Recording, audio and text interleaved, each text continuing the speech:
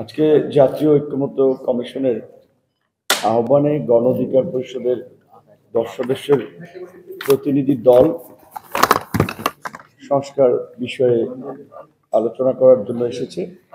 জাতীয় ঐক্যমত্য কমিশনের সম্মানিত অভিজ্ঞ সদস্য এবং বিশেষ করে কমিশনের সহসভাপতি জনাব আলী রিয়াজ স্যার সহ সকলকে ধন্যবাদ এবং শুভেচ্ছা জানাচ্ছি।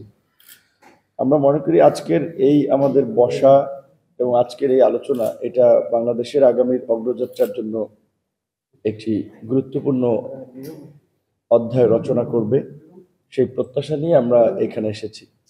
যেমনটি আমাদের শুরুতে আজকের এই সূচনা বক্তব্যে জাতীয় ঐক্যমত্য কমিশনের সহসভাপতি জনাব আলী রিয়াজ স্যার তিনি যেটি বলেছিলেন এবং উপস্থাপক এবং প্রধান উপদেষ্টার বিশেষ সহকারী মনির হায়দার ভাই যেটা বলেছিলেন যে গত 16 বছর আমরা একটা ফ্যাসিস্ট রেজিমের আন্ডারে গোটা বাংলাদেশের মানুষ যেভাবে নির্যাতিত নিষ্পেষিত হয়েছে, একইভাবে দেশের স্বাধীনতা, সার্বভৌমত্ব, গণতন্ত্র ভুলণ্ঠিত হয়েছে। সেখান থেকে উত্তরণ এবং আগামীতে যেন কোনো শাসক এইরকম একটি পথ অবলম্বন করে নাগরিকদের নিপীড়ন সহ দেশকে যেন ঝুঁকির মধ্যে না ফেলাতে পারে, সেজন্যই আমরা একটা কার্যকর সংস্কারের লক্ষ্য নিয়ে আমরা এই জাতীয় ঐক্যমত্য কমিশনের মাধ্যমে এগুলো বাস্তবায়ন করতে চাই। গণ অধিকার পরিষদ আপনারা দেখেছেন তুলনামূলকভাবে অন্যান্য রাজনৈতিক দলগুলোর সাথে তুলনা করলে একটি নবীন রাজনৈতিক দল হলেও আমাদের একটা ধারাবাহিক সংগ্রাম আছে।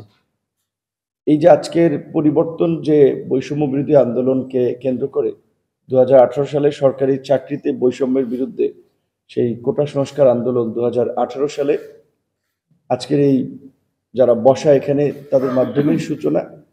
এবং এটা তো সবার খেয়াল আছে যে একটা সিম্পল স্টুডেন্ট মুভমেন্ট কিছু দাবি দেওয়া নিয়ে আমরা 17 ফেব্রুয়ারি থেকে শুরু করেছিলাম এবং সেটা 4 অক্টোবর একটা লিখিত প্রজ্ঞাপনের মধ্যে দিয়ে প্রায় 8 মাসের অধিক সময় সে আন্দোলন হয়েছে।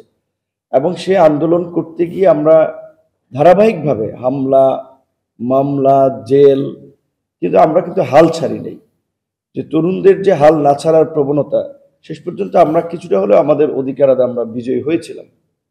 একই সাথে সেই আন্দোলনের পরে 2019 সালে ঢাকা বিশ্ববিদ্যালয়ে দীর্ঘ 28 বছর পরে ডাকসু নির্বাচন, যেটি আমাদেরকে দেশের মানুষের জন্য কাজ করার জন্য কিংবা দেশকে নিয়ে আসলে একটা নতুন ভাবনার জায়গায় নিয়ে গিয়েছিল, যার ধারাবাহিকতায় 2021 সালে আমরা এই রাজনৈতিক দল গঠন করি। পাশাপাশি আমরা আরো বিভিন্ন শ্রেণী পেশার মানুষের সংগ্রাম লক্ষ্য করেছি। বিশেষ করে এখানে যারা ঐক্যমত্য কমিশনের আছেন তাদের মধ্যে ইফতেখার সাহেব, বদিউল আলম ভাই, তারা দীর্ঘদিন ধরেই তারা একজনে একটা সমাজ সংস্কার দুর্নীতির বিরুদ্ধে তাদের যে লড়াই এবং সুশাসন জবাবদিহিতা নিশ্চিত করতে বদিউল আলম মজুমদার সহ আরো এখানে যারা আছেন তারাও স্ব জায়গা থেকে চেষ্টা করে গেছেন।